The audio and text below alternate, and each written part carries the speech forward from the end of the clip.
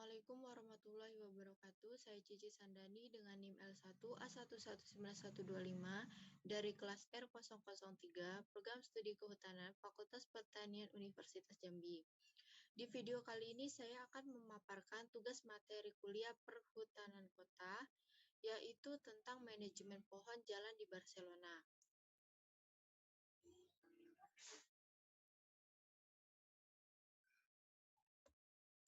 Berikut ini adalah catatan sejarah pohon perkotaan di Barcelona.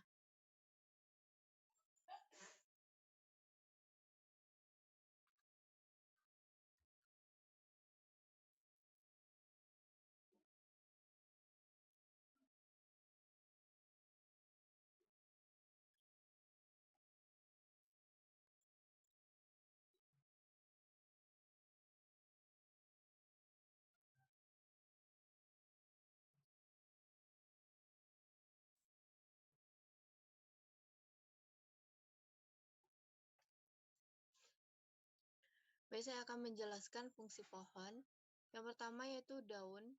Daun berfungsi sebagai tempat berlangsungnya transpirasi dan evapotranspirasi. Mereka bertanggung jawab untuk produksi bahan organik.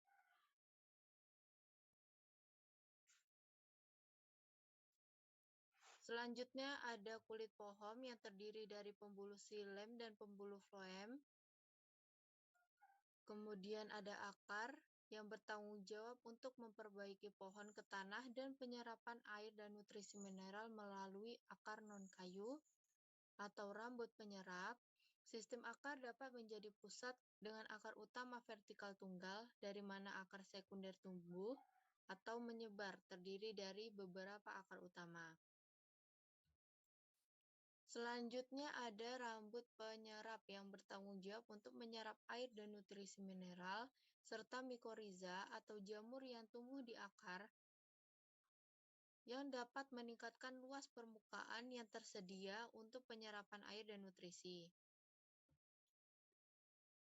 Dan berikut ini adalah pohon dan lingkungan.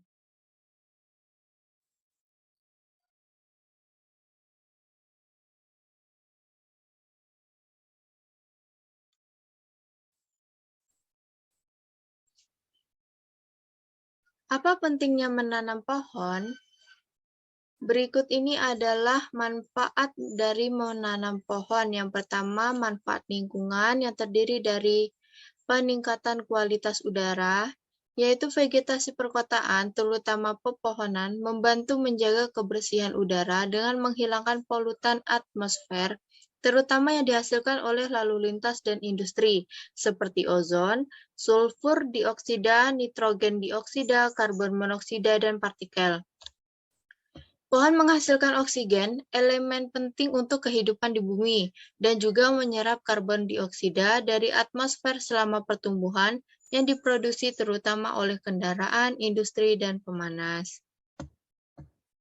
Yang kedua, manfaat lingkungan sebagai kontrol iklim, yaitu vegetasi, khususnya pohon, mengubah kondisi iklim dan mengubah iklim mikro perkotaan, terutama dengan pendinginan melalui naungan dan transpirasi.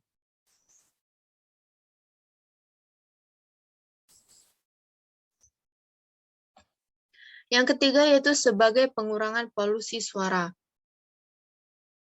Pohon dan tanaman pada umumnya membantu mengurangi polusi suara dalam beberapa cara, yaitu dengan penyerapan, pengalihan, refleksi, dan pembiasaan suara yang mengurangi gema yang disebabkan oleh kebisingan mobil di fasad.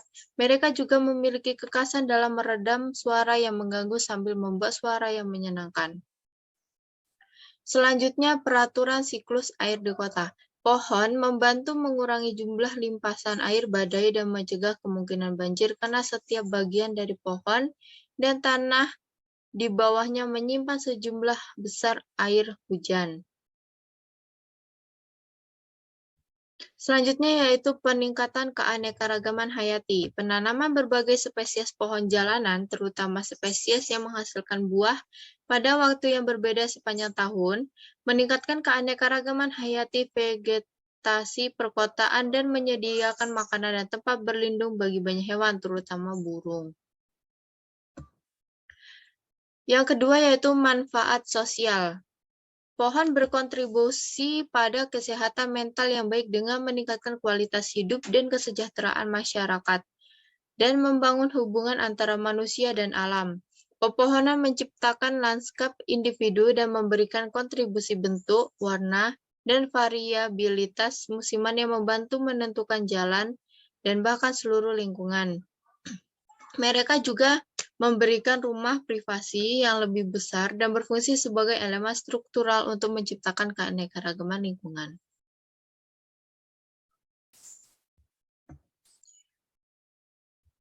Selanjutnya yaitu nilai ekonomi. Pohon membantu membuat kota lebih indah dan meningkatkan nilai rumah. Keteduhan dan iklim mikro yang dihasilkan oleh pohon-pohon jalanan mengurangi jumlah energi yang dikonsumsi oleh AC di gedung-gedung yang berdekatan dan sebagai akibat langsung biaya AC di rumah-rumah terutama di lantai rumah. Kriteria pemilihan spesies yang pertama yaitu disesuaikan dengan iklim. Spesies asli atau yang beradaptasi dengan baik dengan iklim adalah yang terbaik. Hal ini memungkinkan spesimen yang lebih sehat dan lebih tangguh yang membutuhkan lebih sedikit perawatan dan menghemat sumber daya sekaligus memiliki penampilan alami yang lebih baik. Yang kedua yaitu memperhatikan sekeliling lingkungan. Ruang yang tersedia menentukan bagaimana pohon tumbuh, tergantung pada seberapa dekat mereka dengan bangunan, lebar jalan dan trotoar, volume lalu lintas, dan pejalan kaki dan sebagainya. Spesies yang sesuai dipilih dalam hal ukuran pohon yaitu diameter tajuk yang tinggi dan pohon dewasa.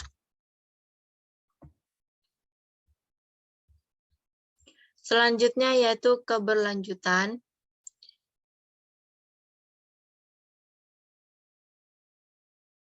Peningkatan keanekaragaman pohon di kota akan mengurangi kerentanan mereka terhadap hama dan penyakit. Selanjutnya keramahan publik.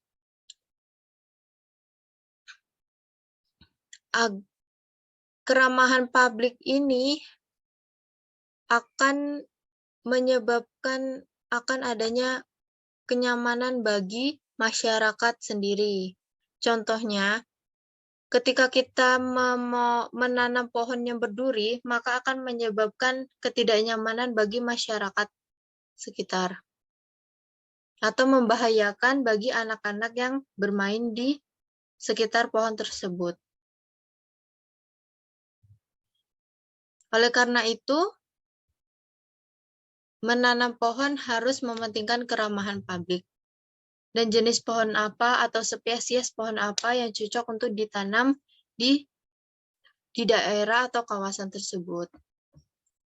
Yang selanjutnya yaitu umur panjang. Habitat perkotaan tidak mendukung pertumbuhan pohon dan secara signifikan mempersingkat hidup mereka.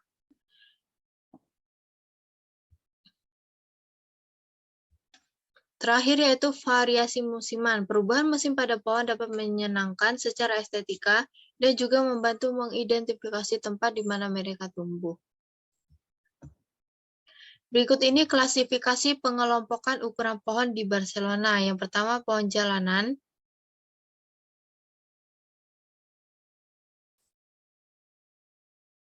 Yang kedua ada pohon ruang terbuka.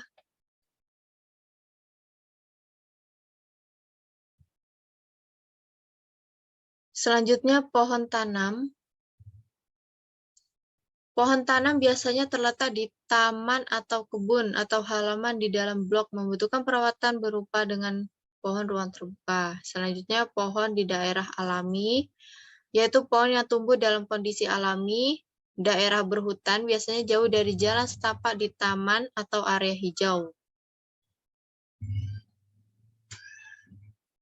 Berikut ini adalah gambar siklus hidup pohon di Barcelona.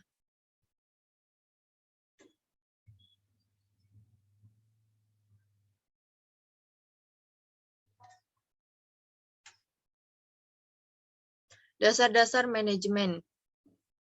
Yang pertama, pemilihan spesies yang disesuaikan keadaan lingkungan. Yang kedua, peningkatan bertahap dalam keanekaragaman hayati perpohonan di kota. Yang ketiga, pepohonan jalanan yang menciptakan lebih banyak lanskap syair. Selanjutnya, penciptaan lanskap khas di lingkungan atau distrik tertentu untuk memberikan mereka identitas yang lebih kuat. Selanjutnya, perencanaan penanaman dan pemilihan pohon jalan menggunakan protokol standar, serta kriteria pemilihan pohon yang terhormat, dan penggunaan langkah-langkah terpadu untuk pengendalian hama dan penyakit. Penggunaan air secara rasional, penggunaan teknologi baru yang menyatukan efisien benteng dan menghemat sumber daya, pengenalan pengelolaan lingkungan sistem manajemen atau EMS, dan sistem manajemen kesehatan dan keselamatan untuk personel.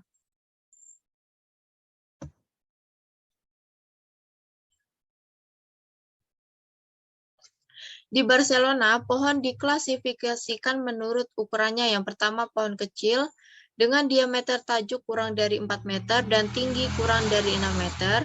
Yang kedua, pohon berukuran sedang dengan diameter mahkota antara 4 dan 6 meter dan tinggi antara 6 dan 15 meter. Lalu, pohon besar dengan diameter mahkota lebih besar dari 6 meter dan lebih tinggi dari 15 meter. Berikut ini adalah pedoman penanaman pohon.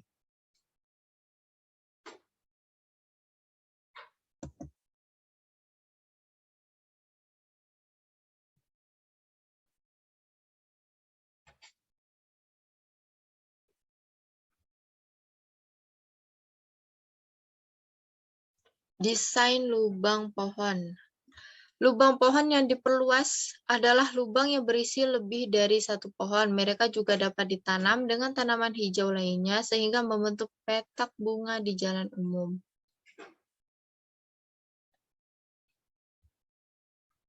Pemilihan pohon dan pohon palem. Berikut ciri-ciri pohon yang sehat untuk di Barcelona pada saat penanaman. Ciri-ciri. Dari bagian di atas tanah, bagian di bawah tanah. Sedangkan ciri-ciri pohon palem yang sehat, yaitu pada bagian di atas tanah, batang harus lurus dan vertikal.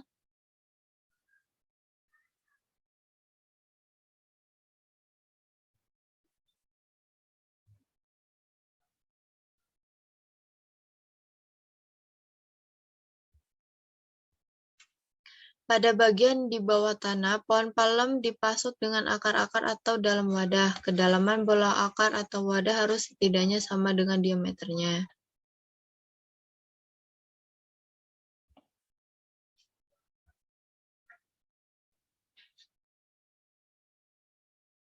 Kesehatan pohon. Pohon dipengaruhi oleh perubahan fisiologis disebabkan oleh cuaca, kekurangan nutrisi, keracunan, luka bakar, cedera fisik, atau dapat diserang secara langsung oleh hama dan penyakit, virus, bakteri, jamur, nematoda, serangga, dan tungai.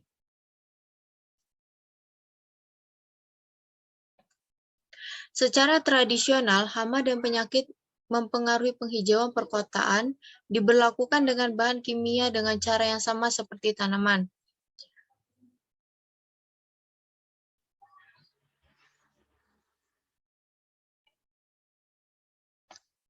Pengendalian hama terpadu atau PHT adalah integrasi berbagai jenis pengendalian dalam strategi bersama dengan mempertimbangkan tidak hanya kriteria ekonomi, tetapi juga ekologi dan toksikologi.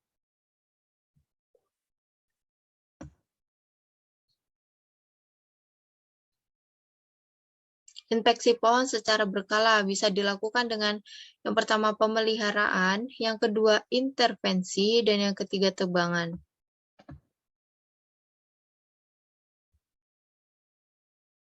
Hama dan penyakit paling umum di kota, kutu daun, serangga skala, ulat prosesi, dan kanker adalah hama dan penyakit yang paling sering menyerang pohon di kota.